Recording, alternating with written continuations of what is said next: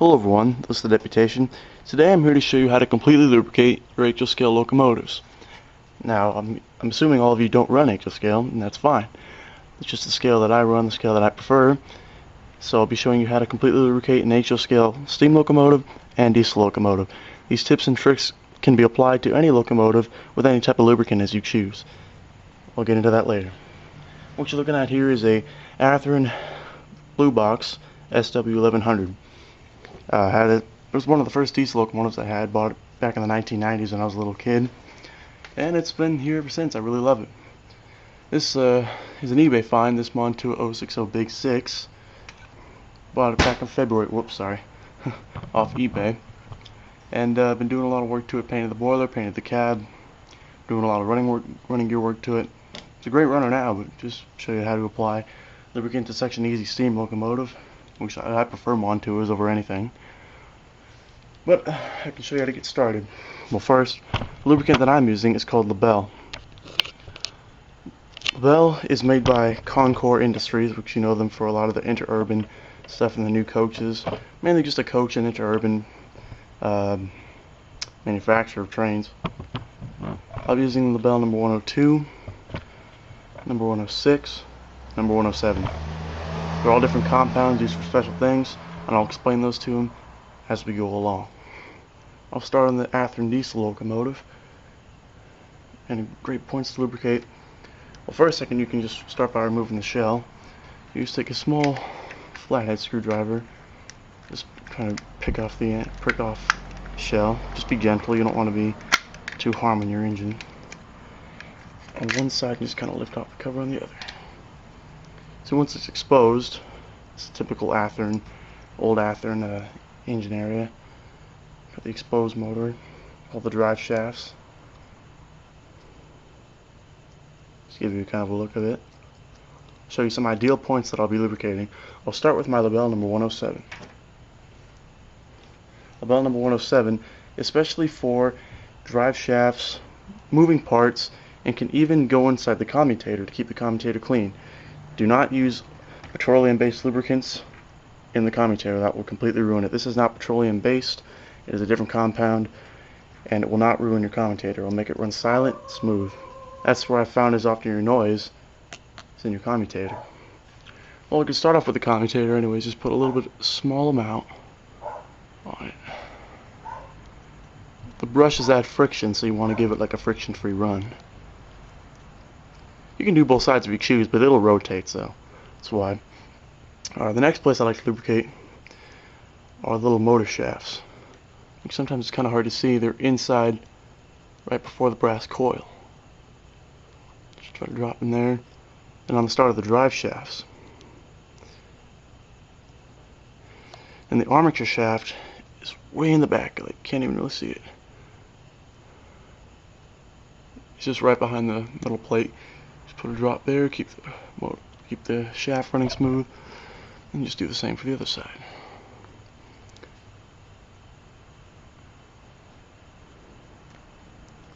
Just repeat the process on whatever I do. Just repeat the process on the same side. And now, after the entire motor is all lubed up and everything, you can grease the gears if you please.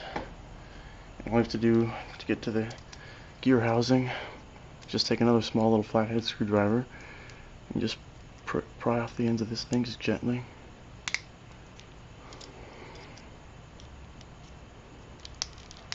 There we go. There's the exposed gears. There's 4 gears in there. You got your drive gears on the drive axles, and you got the 2 idler gears that rotate and connect to the power all the way up to the motors, or the truck's gear, my bad. We're going to be using Labelle number 106, which is grease. It's very good and makes your engines quiet as well. Just put a little small amount on top of your gears.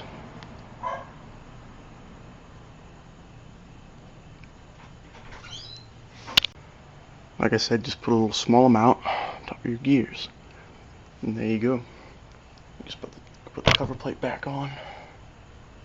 And just repeat the process on the other side. Don't need to do that again. I can do that later. but you can just repeat the process on that side. And that's how you do a simple diesel locomotive. Now, diesel locomotives nowadays are a lot more complicated with DCC decoders and all that in the way. That's why I like to stick to more of the older engines, because they're a lot more simpler to get to all the moving parts, to lubricate them, and they're a lot easier and more fun to work on. There's less headaches, just a whole lot easier. Next, we'll do the steam locomotive. Montour is my favorite manufacturer. I just love their quality. I have a lot of their engines.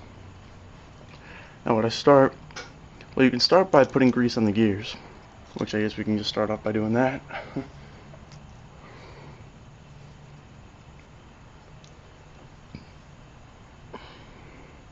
Same manner, just put another small amount on top of your drive gear. There you go. And also what I like to do for a steam locomotive is lube up all the crank pins and the rivets, and also the main piston that goes inside of the cylinders. You can use labelle number 107 too, or if you have a special oil gun, you could use whatever you prefer.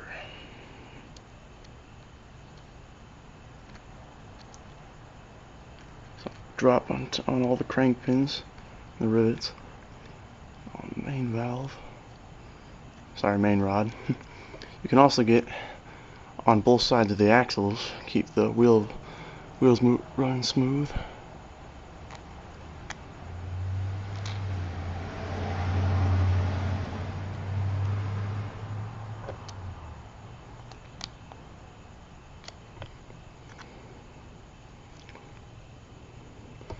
Each crank pin and rivet on the valve gear. You can also get the valve guides, which is another important part. Sorry, my hand's kind of blocking that. Valve guides, main piston. And if you really want to, you can remove the shell. I will. You don't have to though, because you can get to the commutator right underneath there, and the worm gear. Also, the armature shaft is way back here in the motor housing, behind the cab. You can't really see it. Oh, sorry. Now I'll be removing the boiler. It's a metal boiler, not the plastic one. It's one of the older ones. Just one, generally with all steam locomotives, is a screw right underneath the cylinders. Goes into the smoke box. Easy to unscrew, easy to get to, unless you got pilot wheel in the way. Whoops, sorry, it's a small screw. Driver.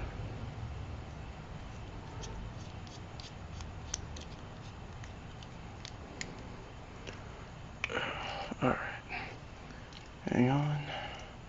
There we go. Got the boiler off. Just gotta get the screw out. There we go. Now, as you can see, you got the motor exposed. It's an open pole motor. They're not that loud if you know how to maintain them. I have so many of these Montour engines. I love them. And they're so much fun for me to work on. I've done many types of repairs over the years. See, it's all right there. That's all you have to lubricate. It's all right there. Alright, so now we'll go back to number 107 and do the same thing with the commutator. See, the brushes are right there. You just put it right underneath there. Friction-free run. Once you apply this lubricant to the commutator and try to test it on the tracks, it will sputter, it will spark, and it will sometimes smell bad. Let it. So you get. My advice is run it, close to 75% throttle, so that you can work all the lubricant out and spread it out, so that your commutator starts getting smooth. I'll show you. I'll demonstrate it, and then you can see you'll see what I mean. That side of the commutator. Also the front of the motor housing. It's another good spot. And then the back of the motor housing, the armature shaft. That's a tricky place to get to. And that's how you would lubricate with number 107, which is a medium oil. Also gotta repeat. Hang on, you just gotta do the valve guide thing.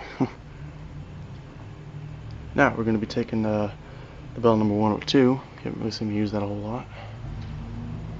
And put it on to the worm gear. Put a little small amount on the worm gear.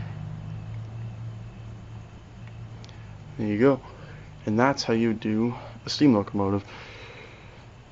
Simple as that. Depends on if you like the new steam locomotives. And like I said, all the new stuff is a lot more harder, and you're getting into yourself for a lot more work when it comes to those. Also, I'm just going to show you again on the app and diesel. If you wanted to lube the worm gear, all you have to do is just pop off this cover, and it's right there. I'll show you.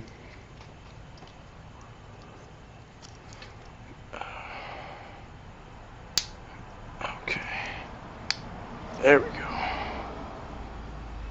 Whoops, it's actually falling out of place. Whoops. Oh, man, this thing is already oiled. Hang on a sec, this thing's just really oily. I gotta get back into place. But that's the important thing here. You don't want to do it wrong, so it's best to show you every little thing here so that you don't make a mistake, because I've made mistakes with this before. There you go. So there's the brass worm gear. Just put some little bit of a labelle number 102 there. Alright. Put the cover back on.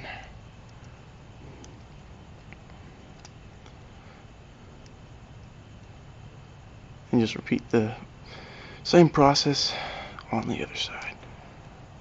I've already lubed this engine enough times so I don't need to do the other side. There we go. And voila, there's your engines. Now I'll just show you how they run without their shells, because it's not that big of a deal. They'll run just as fine, and you'll see what I mean about the sputtering after you oil up the commutator. It's perfectly normal. No issues whatsoever with it. Hang on a second, just trying to put all the lubricants to the side. Whoops, sorry guys. Keep hitting that. Alright. This first one to start off with is our steam locomotive. Just got to move over for a little bit.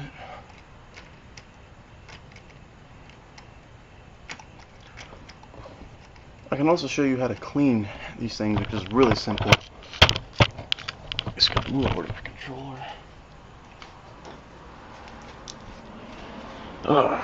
There we go. Back a little.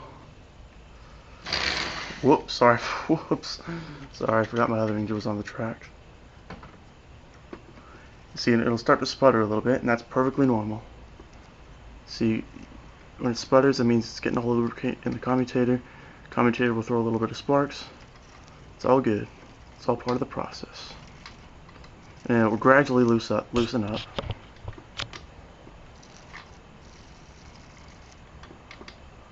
You just got to be patient with these things.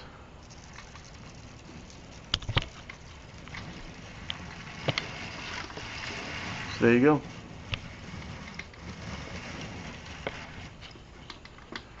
I probably have not cleaned the wheels, so it's probably not a beautiful runner right now. Yeah, definitely need a wheel cleaning because the wheels are throwing sparks. You just gotta warm it up though. Then eventually it will gradually loosen, and where you can run it at like crawling speeds. I'll clean the wheels on this engine, I'll show you how to. Alright, now I'll show you how to clean the wheels on the steam locomotive, which is really simple. What I like to do is actually just use tissue paper, just like a piece of tissue. Kleenex, whatever you feel like using. See, just simple tissue. Pull out of the tissue box. And you need, for some engines, like my Roundhouse 260, the tender supplies power. Like the tender supplies the electrical current that turns the wheels. It's not a tender driven model, that's just how it works. But with most engines you have to have one of the drive wheels off and the two others cleaned, and you can just reverse it around. Alright. Just hold it down. You don't have to go that fast, you just want a faster clean. Okay. Repeat the process, put the front drive wheel back on, now you can clean the back one. Okay, just hold down the tissue paper, the tissue.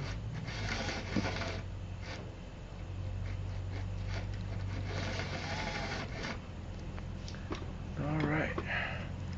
Also another thing you can do is clean the tender wheels, which these ones are brass, and we prefer that if they stayed clean. But you just, if you just feel like not really want to clean them, you can just wipe them down Hang on, I gotta do a little bit of adjustment on the cylinders.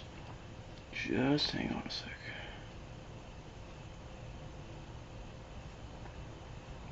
Sorry guys, the pistons fell out of the rods and those things, and that's what happens when you move the cylinders. No, we'll just have to forget about that right now. Sorry. Alright, now we can just run the diesel locomotive after I clean the track, because we've had dirty wheels on that. This is a special track cleaning block made by a company called Sandflex. That it's meant for cleaning track, but I also found that it cleans chrome plated fixtures. It'll clean handrails like that. It'll clean pipes like piping. It does a heck of a job. Alright. Show you the diesel locomotive.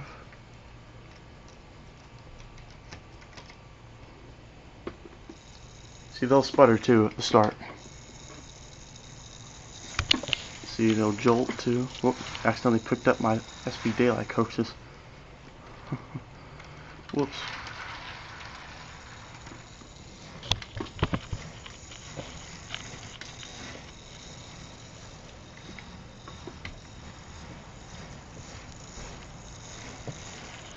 See, this is almost at full throttle. That's the way it's supposed to be. It's loosening up, you can see.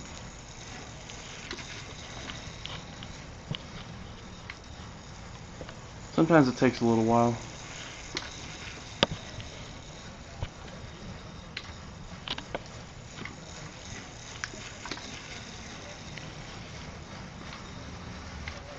There you go.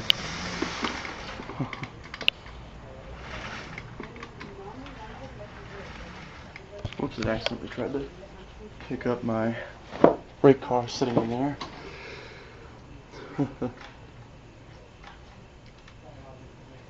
There you go, now I'm putting it back. Oh man, really? Seems like everything's going wrong right now. Alright, there we go. And there we go. Silky smooth operating engine right there. See, like I said, you can pretty much go crawling speeds after you do a wheel cleaning on it. Really smooth. Alright, I'll show you how to clean these wheels now, and these are really easy. Just put the same tissue back on. And for this you really only need one wheel on. You can put the rear truck on as well as one of the wheels from the front truck on. Just hold it down. Sometimes it's better if you have two. Now switch it up.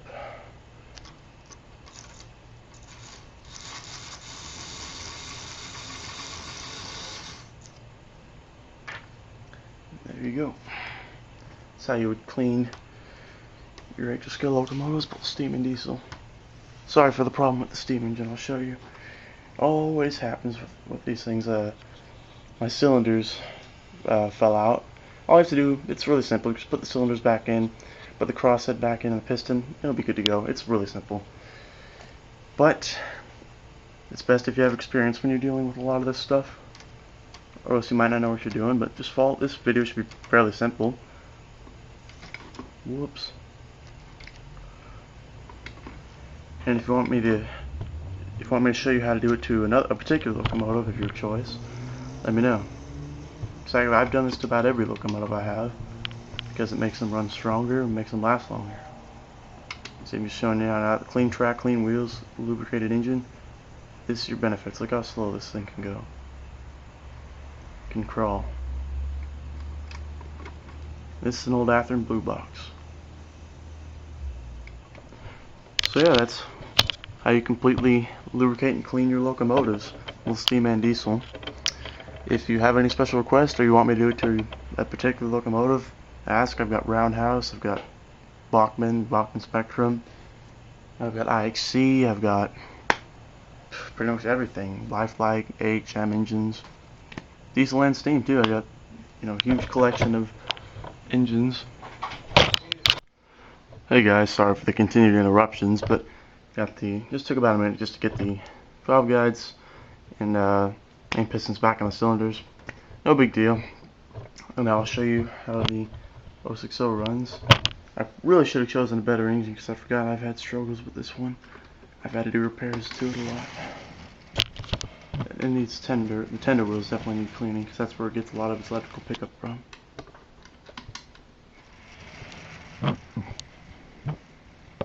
So yeah, lubricating makes these engines run really good, and I'm really good at making engines run better than new.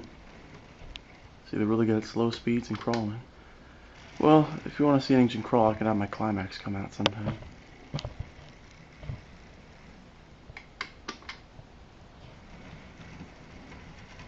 But see, it's how smooth and quiet it is. So yeah, it's basically that easy, and I'll just show you. If you need to, just have to put the shells back on. Simple as that. With the Athearn SW1100, just place it right back on. Press it down a little bit until you hear the snap in place, and just hold it. There you go. There you go. Just gotta reach over there to get the screw for the boilers. One. Hang on, let's move over for a sec.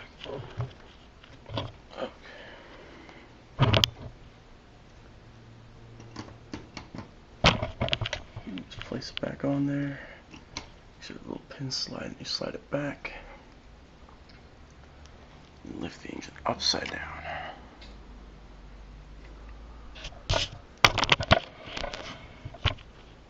Just put the screw back in. Alright, now that's back in place. Hang on a sec. Screwdriver. Alright, there you go. Now it's back in place. You can just screw it right back in.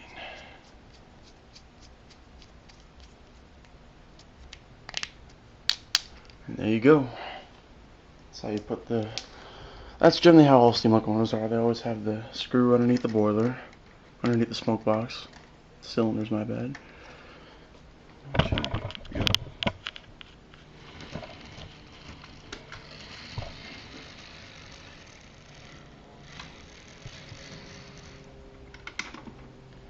You know, further cleaning may be needed on some of your engines.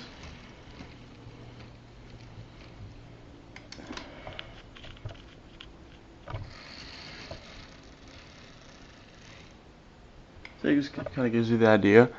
And so yeah, I hope you found this helpful.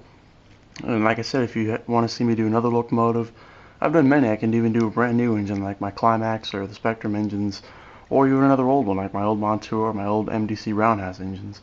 Whatever it may be, just let me know. Both steam and diesel. So hope you guys found this helpful. Let me know what you guys thought of this. Alright, this is the Deputation.